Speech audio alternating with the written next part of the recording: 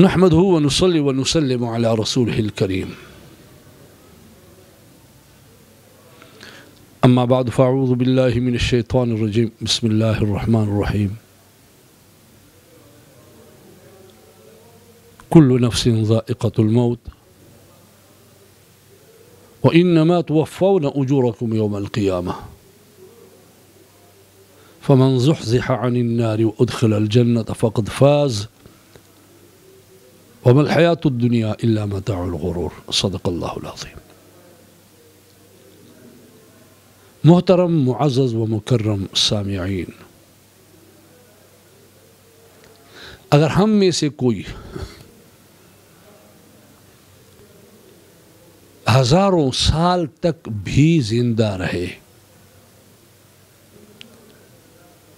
پھر بھی ہم نے مرنا ہے، کیونکہ اللہ کا اعلان ہے کل نفس ذائقۃ الموت،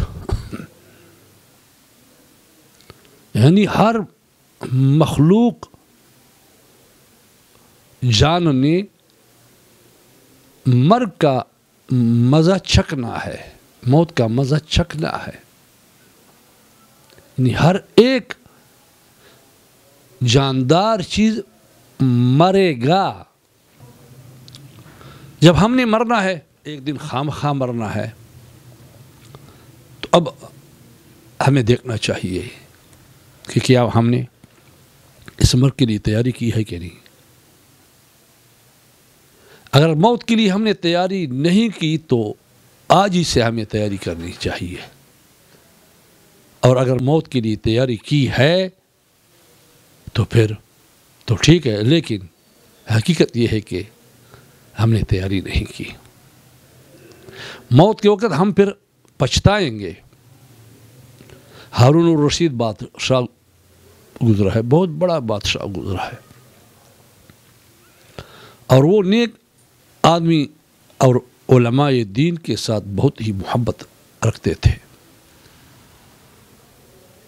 ایک دن بہلول ان کے پاس آیا اور بہلول کو انہوں نے اپنی لاٹھی دے دی۔ چونکہ بہلول تو پہلے ان کے پاس نہیں آتے تھے، لیکن جب آنا شروع ہوا تو ہارون الرشید نے سب کو کہا تھا کہ اس کو خواہ مخواہ جب بھی آئے اجازت دیا کریں۔ تو ایک دن آیا، ہارون الرشید بادشاہ نے از راہ تمسخر، از راہ مذاق ان کو ایک لاٹھی دی اور کہا کہ تم کو جو آدمی بھی آپ سے بے وقوف لگی اس کو یہ دے دو۔ اس نے کہا ٹھیک ہے۔ دن گزرتے گئے، دن ہفتوں میں، ہفتے مہینوں میں، اور مہینے سالوں میں تبدیل ہو گئے۔ ایک دن اطلاع آئی کہ ہارون الرشید بادشاہ بستر مرگ پر لیٹے ہوئے ہیں، تو ہارون الرشید بادشاہ کے پاس یہی بہلول اسی ہمسا کے ساتھ، اسی عصا کے ساتھ آیا، اور جب وہ بیٹھا ان کے ہاں تو کہنے لگا کیا حال ہے؟ تو ہارون الرشید نے کہا کہ بس سفر پہ جا رہا ہوں، اور ایسا سفر ہے کہ پھر واپسی نہیں ہے۔ تو بہلول کہنے لگے کہ اس کے لیے پہلے سے کوئی فوجی، پولیس اور خیمے لگانے والے مزدور وغیرہ بھیجے ہیں۔ تو انہوں نے کہا کہ بے وقوف، یہ ایسا راستہ ہے کہ اس میں یہ خدام اور فوج یہ نہیں چلتی۔ تو انہوں نے کہا کیا چلتا ہے وہاں؟ تو ہارون الرشید نے کہا کہ وہاں نیک اعمال چلتا ہے۔ تو کہنے لگے کہ اپنے ساتھ کچھ پونجی بھی لی ہے نیک اعمال کی؟ رو کر کہنے لگے کچھ بھی نہیں۔ تو انہوں نے کہا کہ یہ عصا آپ کی میرے پاس امانت ہے، آپ نے کہا کہ جو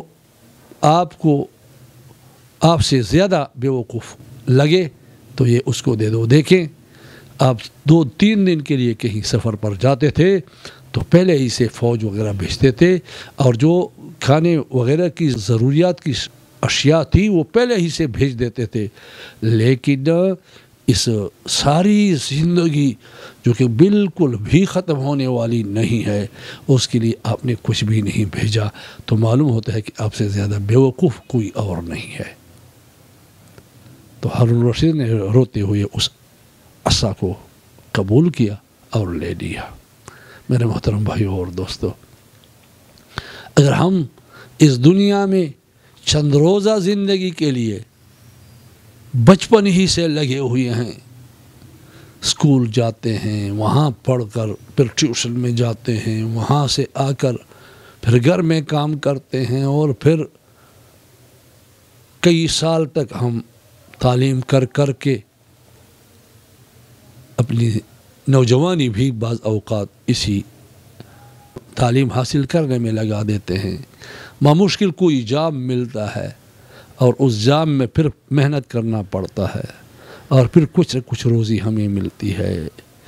یہ آخری 15-20 سال ہم عزت کے ساتھ گزاریں، اس کے لیے تو میرے محترم بھائی اور دوستو، جو نہ ختم ہونے والی زندگی ہے، اس کے لیے کیا ہم نے یہ محنت کی ہے؟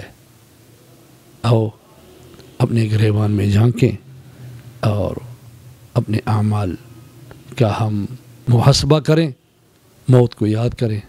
اللہ تبارک و تعالی ہمیں موت کی پریشانی سے بھی اور آخرت کی پریشانی سے بھی محفوظ رکھے، آخرت کے لیے تیاری کی توفیق نصیب فرمائے۔ وآخر دعوانا الحمدللہ رب العالمین۔